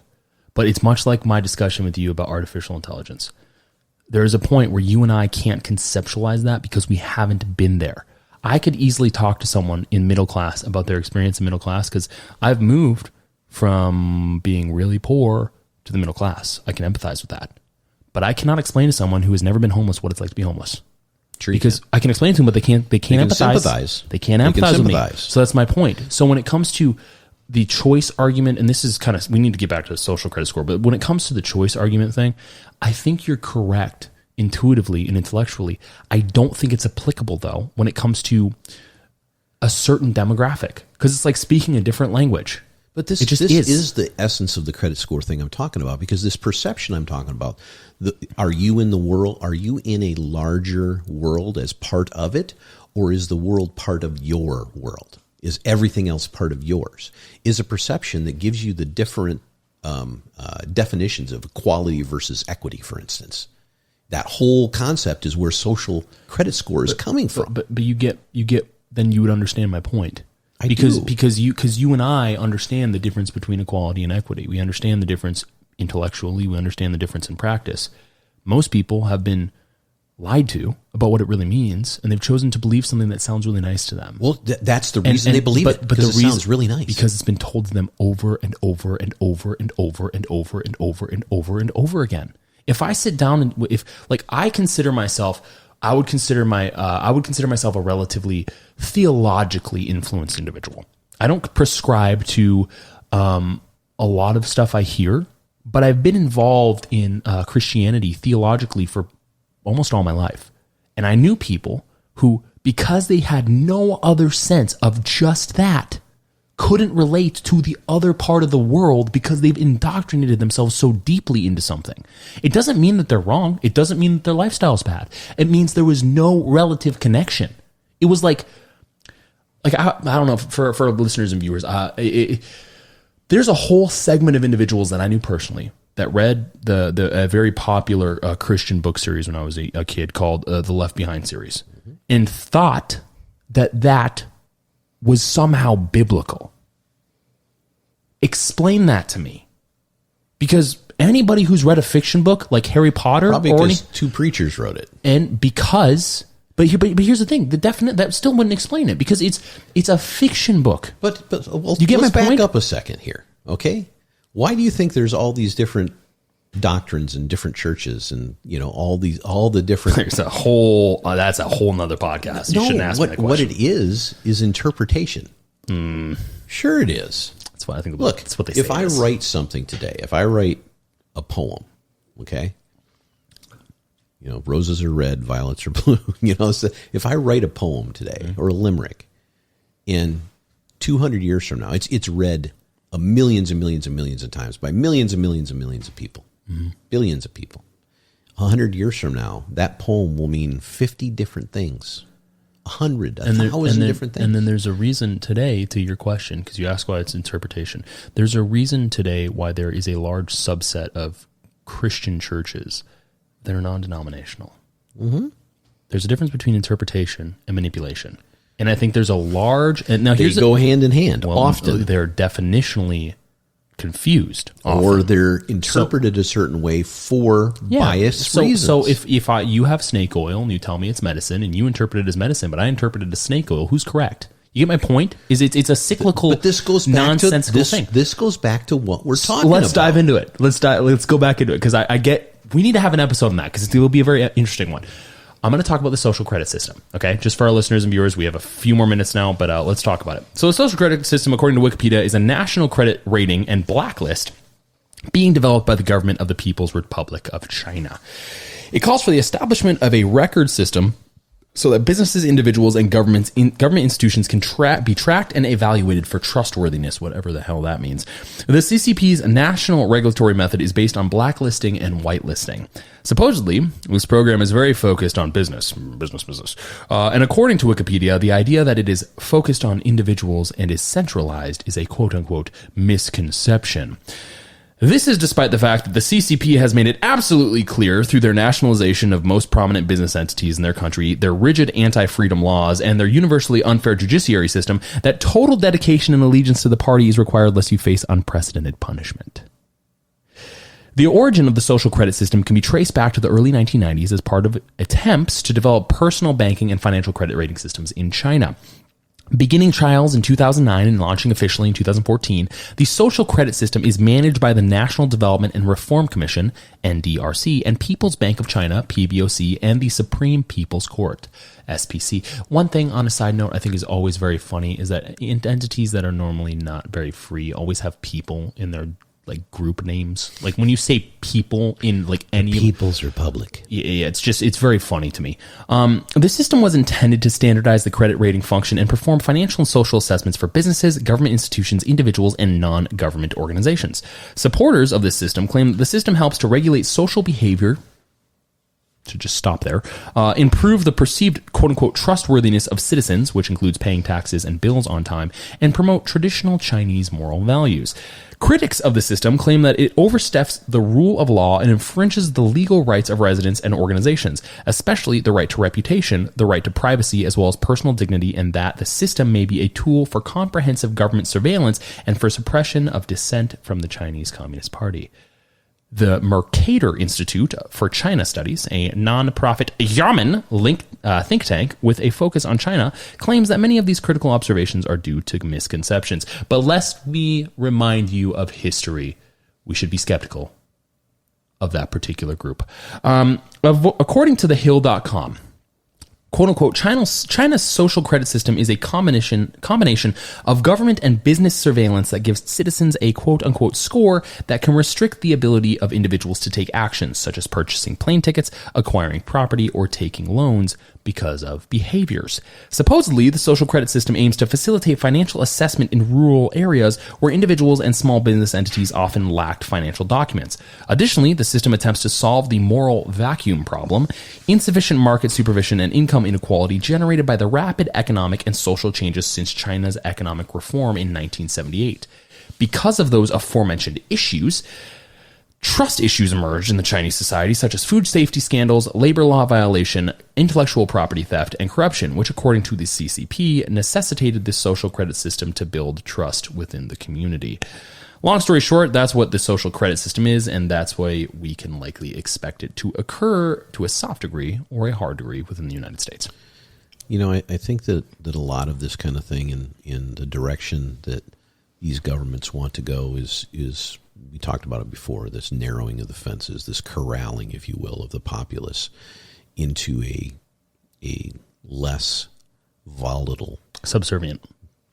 You can say subservient, or it can just simply be mathematicians going, everything, there's too many pluses and minuses here. We need to narrow the direction our future goes toward if we want to survive whatever we're going into. That's kind of the background psychology, if you will, I think, of a government looking at this stuff. How do you manage a giant population?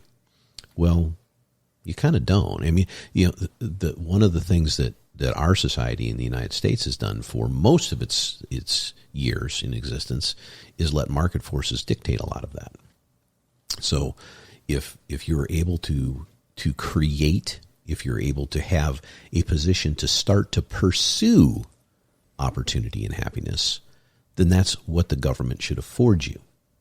Everything after that is your own work, your own stick-to-itiveness, the groups you are around, the mob you decide to pay, perhaps. I don't know. But what this basically says is we don't trust market forces to do anything except be extremely volatile. Ups and downs all over, in a society can't exist for more than a few hundred years doing that. Now, China's existed longer than any civilization on the planet that we know of at this point. And they may not exist for much longer if they allow their population to decline, which, see episode number or whatever that was. 60 something. 60 something. Yeah. So Skynet's there. Yeah. That's one of the names they put on this damn thing to begin with, to watch people. Skynet. Just using that should tell you something. Tells you we're in a simulation. Now, the United States social credit system is going to be an interesting one. In 2017, I mentioned this earlier, PayPal announced that it would crack down on white supremacist accounts, which, according to the mainstream media, over time became known as right-wing extremist accounts. Now, on a side note, I mentioned this data briefly, according to the FBI, white supremacists were responsible for 49 homicides and 26 attacks from the year 2000 to 2016. For the math whizzes out there, that's 3 homicides a year and 1.6 attacks a year. In 2018, there were a total of 50 murders on behalf of white supremacists, the most since 1995. For context, in 2018, according to FBI.gov, there were 15,498 murders. In 2021, there were 21,570 reported murders. Those 50 murders by white douchebags account for about 0.32% of all murders in 2018, less than half of 1% of all murders. It's nearly impossible to find any statistical number on quote-unquote how many white supremacists exist within America, since often journalists tend to forego journalistic integrity today and conflate white supremacy with, quote, those who voted for Trump or those I don't like. The numbers I found ranged from the low 3,000 to over 20,000 to over 50 million, since voting indicates an innate desire for supremacy, apparently. Either way, I thought it would be nice to discuss realistic numbers of how many actual white supremacists there are according to FBI data, but surprise, surprise, I was left downtrodden because there is very little data to support any of these allegations on either end except according to homicides, which I think is a pretty good indicator. Now, back to PayPal. When they announced their crackdown on right-wing extremism within their consumer base, PayPal also mentioned they would be partnering with the Southern Poverty Law Center, which is an openly left-wing organization, to, quote, investigate the role of, quote, white supremacists and propagators of, quote, anti-government rhetoric. Interesting. I wonder why that matters. Subjective labels that potentially could impact a large number of groups or people using their service. PayPal claimed that the information would be shared with other financial firms and politicians. Last I checked, PayPal is not a legal entity, nor do they have the internal wherewithal to determine what constitutes a white supremacist. Not because they don't have the resources, but because they're run by a bunch of morally bankrupt emus. Facebook also encouraged users in 2021 to snitch on their potentially extremist friends. A prompt from 2021, which was reported on by multiple outlets from New York Post to Reuters, showed a few alerts. Here are some of them. Quote, we care about preventing extremism on Facebook. The prompt goes on. Others in your situation have received confidential support. You may have been exposed to harmful extremist content recently. Violent groups try to manipulate your anger and disappointment. You can take action now to protect yourself and others. Both of those alerts redirect to a support page. Andy Stone, a representative from Facebook at the time, said in response to those alerts that this test is a part of our larger work to assess ways to provide resources and support to people on Facebook who may have engaged with or were exposed to extremist content, or may know someone who is at risk. Apparently, this initiative, not sure of its current impact, but if it's anything like Twitter's election impact, I can guess it's negative, is supposed to help combat violent extremism and dangerous organizations by redirecting hate and violence-related search terms towards resources, educations, and outreach groups, especially the outreach groups from the federal government. Now, this all seems fine and dandy since not many people will defend white supremacist or extremist groups, but my question, along with many others, is this. If there's a line, who draws it? What causes or constitutes a response, and why in the world do private or public businesses, tech or otherwise, think that they can be the morality police? Seeing that a significant portion of left-wing politics is funded by many, almost exclusively, the largest business entities in the country, would it not be completely linear in thinking to guess that fairness and equal policing wouldn't play a role in social initiatives like that? Well, look at the FTX stuff going on.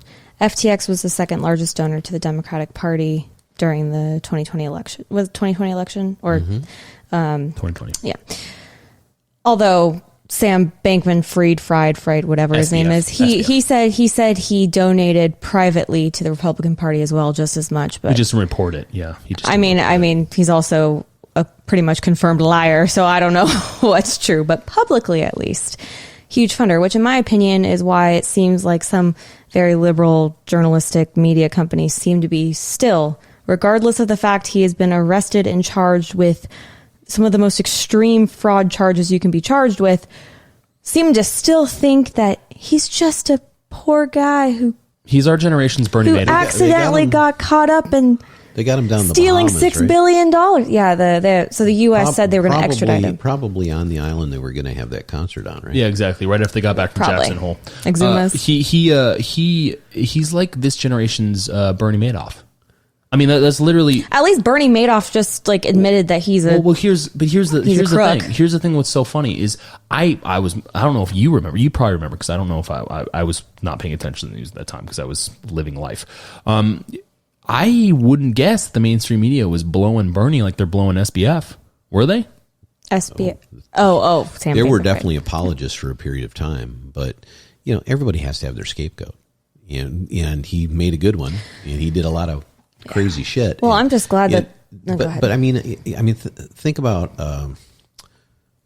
What was the energy company in Houston? Enron. Thank you. I mean, there's been Ponzi scheme after Ponzi scheme, and they all.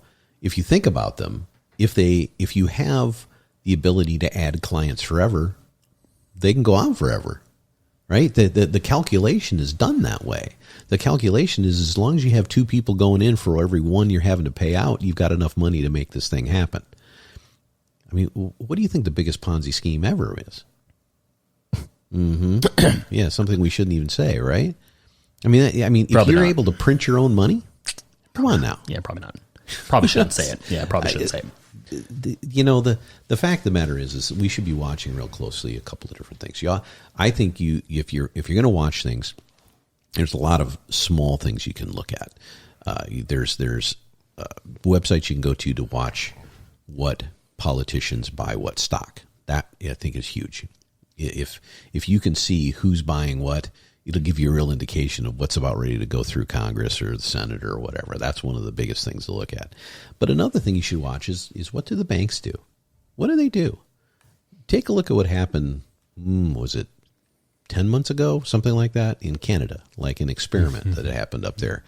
When Experiment that worked. There's a bunch of drivers that tried They were to protesting, talk about right? something. Isn't that what they were doing? Is protesting? Yeah, what happened? It disappeared real fast. Well, it disappeared, but do you remember how they made it disappear? They froze their bank. They froze their accounts. bank accounts. Yes. Yeah. And it worked. Again, you know why they can do that? Ain't their money. They put it in the bank. It ain't your money. They froze their bank accounts, and the argument, which has been perpetuated still just a couple weeks ago, because the Canadian, I don't know what they call it, Congress, Parliament, whatever. Parliament. They're reviewing this action by Justin Trudeau, Despot. I was going to say president. Dictator. I don't know what the they're... dictator. The love child The dictator. of Dictator. Okay, well, Not Hugo opinion there. I mean, his legal title is it president? Well, legal titles don't matter if you don't listen. I don't know what No, Canada's it's his- how it works. it's not Sorry. president, it's But they reviewed prime it and he minister. stood by it, and he said he did that because it was going to, the economy of of Canada depended Well, on the ends always getting these guys justify out the of means. Ottawa's roads, right? Right. They wanted to get them out of the roads of Ottawa, but they also were condemning them as kind of terrorists in a way, domestic terrorism. Yeah, right. Right? But freezing bank accounts is, I mean, it's crazy if you think about it, to instantly do that. I mean, and think about this. Bank of America, and this is something you can look up as well. They did data mining for the government to see who had traveled to D.C. during and around a particular date in January of a couple of years ago. Yeah. The We're not going to bank mention did that. Yeah. The bank did that. And how about General Flynn's bank account with Chase was canceled for reputational reasons? That sounds an awful lot like credit score to me, social credit score to me. Yeah. It sounds like I don't like you, so I'm going to do business with you. And you know what? Private entities have a perfect right to do that. They really do. Do they? So sure they do. Do they? Yes. You know why? Private companies, private entities are just like citizens. But they also have to They abide supposedly by. have the- They have to abide by the constitutional amendments of this country. That seems very anti-constitutional amendments. No, it's a sign in your door that says I have the right to do business with whoever I feel like. Now, unless you make cakes in Seattle or wherever, that Denver or wherever it is, and then you don't have a choice. That's my point. Right? But That's my point. Is I feel like It's- what I think what I think should happen is there needs to be another amendment that needs to come down the pipeline. It needs to limit these individuals from making these unilateral decisions. Because here's the problem: we can talk about all the people that look at the data; those people are not listened to. here's They're not the acknowledged. problem. It's the same problem we have with what we talked about in the last 2 years over Big Pharma and NIH and a lot of the research that's done and how the scientists out there weren't in mass going against certain things. It's because you got to look where follow the frickin' money. Yeah. The banks froze business accounts not because they didn't like General Flynn or the people that traveled to Washington D.C. or the truckers up in Ottawa. Had nothing to do that. They were being told. They were being told, unless you want to be regulated out of existence, you do what I tell you to And do. if they said no, they would have had a large lawsuit with the Supreme Correct. Court in their hands, and they would have won. I don't know about this. Maybe they would have. They would have won. But you have to be willing to do that. They have the money right? to do it. It's Do the same. they? Yes, they do. They have the money. No, to do it. Yes, they do. They if do. FDIC decides, you know what, you've got millions and millions There's of another dollars in your lawsuit. possession. You have banks all over Canada. Lawyers- you have $50,000 in each would of those do it. banks, but you have a net worth of several Lawyers billion. would do it pro and bono. all those billions They'd of do it pro dollars are bono. out there. Yeah, you know why they do it pro bono? because they'd win. One of the biggest things we all need is tort reform, because every single thing we talk about this is the protectionism. thing. Look, what I'm saying is this: America is morally bankrupt. Every institution is morally and ethically bankrupt. We talk about solving climate change, but we willingly, daily, ignore the issues within our country that can easily be changed if policymakers actually made effective policy and if people who actually look to the government stop looking to them and look to their communities. Like, when it comes down to it, I get your point. Yeah, you don't want to fight the government. Yeah, you know what's funny about all that is the less we do that, the more it gets taken away from us. The less we actually point out agree. problems, like with Dr. Death, the more people die. And every fucking institution, every single one, from medical, which they shouldn't, to scientific, which they shouldn't, to technological, which they shouldn't, is so fucking politicized that they don't care about what it actually matters. If people are dying, if things are unethically happening, if morality is thrown out the window, and a lot of it is thrown out the window for the very argument you gave a second ago. It's too scary. Not the argument I've given. No, but that's what the argument they hide behind. There's too much work. No, the argument isn't that it's too scary. The argument is existence or not. We've talked about this many times, where you circle the wagons around what you believe in, what your specific group is about. Okay, companies do the same thing. Right now, if they're a public company, that's a whole different story entirely, because their value is based on something outside of their own purview. If they're a private company, they may manipulate certain things, they may not. They may go against certain things, they may not. But if you're federally regulated, that means you're a company that's in existence because the governments allow you to be. And the government says, this is what I not only want you to do, but I insist that you do. And here's where I'm going with this. You'll be either rewarded for doing it or punished for not. Now, let's talk about the downstream effect of that. Because you start with companies, and the downstream effect of that is what I call fugitive consequences. Fugitive means things that escape, right? So it's one thing to put your arms or hands around an entity like a company and say, okay, we don't want you to be too big because it's antitrust. We don't want you to do certain things because it's antithetical to our doctrine as a government. But everything escapes from there because that company is made up of a whole lot of individuals. So how do we control those individuals now? They're the fugitives. They're the emissions that are escaping. We put the same restrictions on them via social credit score. We say, you got two choices. You can either do these things, and we're going to make them nice and tangible. We're going to have a big carrot over here. And if you do things these right, you'll be able to take that flight to Europe and see your ancestors over there. No problem. Anytime you want. Matter of fact, we'll give you a discount for doing that because you're a good, solid citizen, China or otherwise. Doesn't matter. And then we have a big stick in this hand saying, and if you don't do that, then not only you're not getting on a plane, but you're going to be rationed. Yeah. And that means that America has become the very entity that it's fought so hard to not be. Mm-hmm. Thomas Paine said, give me liberty or give me death. And businesses should be looking at their freedom fiscally as that. Because if someone coercively comes up and says, I don't care if it's, look, I get federal regulation. I get it. Doesn't mean that they should just blindly do things. Because there are plenty of rules within our own military that stop people from committing war crimes. There should be rules within the government to stop the government, as long as last time I checked, which are the Supreme Court and Congress, from committing war crimes and people crimes.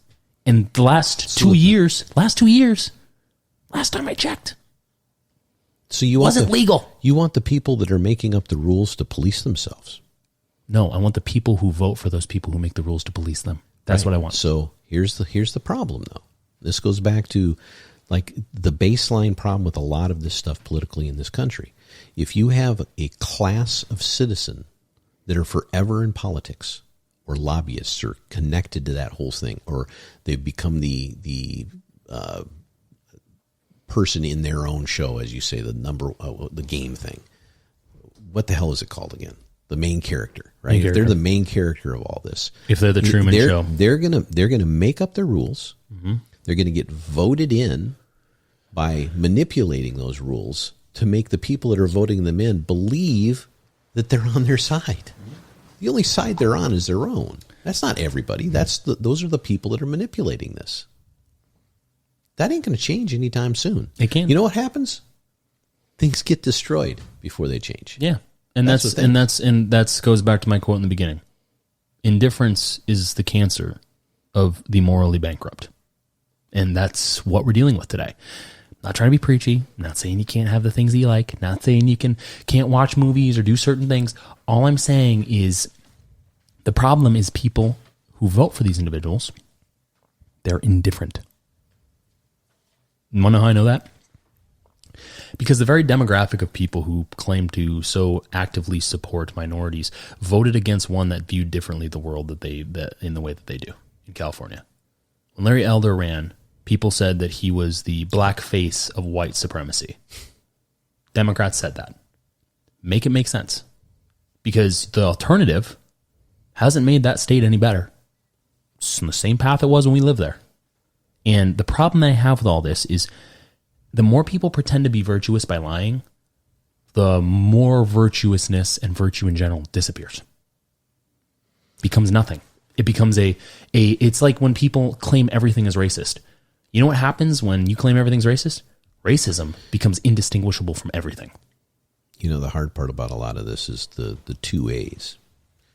It seems like those are the only two available to people. It's either apathy or anger. And it seems like everything in between is getting pushed in either of those two directions. And I sometimes get very angry about a lot of this stuff because you can see pretty clearly what's going on. And then other times I'm like, what the hell? What am I going to do? I'm apathetic about it. There's nothing I can do. And that's the wrong part of the A. Anger's wrong too, I suppose. But it kind of goes back to what we talk about a lot on these podcasts. The reason to talk about this stuff is not just to hear ourselves. It really isn't. I love my smooth, sultry voice.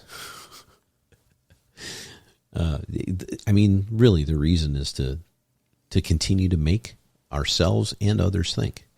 And I like to believe that we're doing it for ourselves first, because as I said earlier, you can't affect any others until you affect yourself. You just can't. It's impossible. Well, let me wrap up with this quick little diatribe that's much like my monologue, but I think is a little bit more poignant. With the recent revelations from Twitter, it seems to me that something like a social credit score would result in coercive unilateral decisions for the betterment of the constituency made on behalf of those who hold the strings and supported by those who prefer their own worldview and bias over fellow citizens' personal agency and freedom.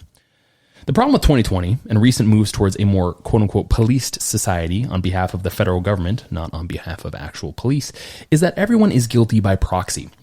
We ignored warnings of future economic failure. We ignored warnings of political abuse of power. We ignored warnings that our personal bias would lead to undesirable outcomes in our society. We ignored opposing positions on what lockdowns would do to business. We ignored opposing views to the popular medical opinion of literally one man responsible, I might add, for the F-ups in the 1980s of the AIDS epidemic. You should look that up. It's quite interesting. The issue that I see with social credit is similar to the issue that I see with popular social virtue initiatives like climate change, artificial intelligence, racism, or economic inequality. Rather than actually providing a viable answer to any of these problems, one that involves compromise on every end, rational debate, and eventual coming together, we continue to entrust solving these issues to people who have proven to be morally, socially, and intellectually bankrupt continuously. Business leaders, political celebrities, because that's what they are now, and the rich and famous. People have already proven to be disconnected from reality purely because the lap of luxury they experience is strictly relegated to the 1% of society in America, which is the 1% of the 1% of the 1% of society in the world. We solve these problems as a community that cares for each other and for the future, not as a disassociated monolith of narcissists who choose apathy over everything else in life. When the social credit system rears its ugly head, which it will, it would be best to resist. That's my opinion. And with that, unless you guys have anything to say, I'll wrap up. I think you hit it on the head. Yeah.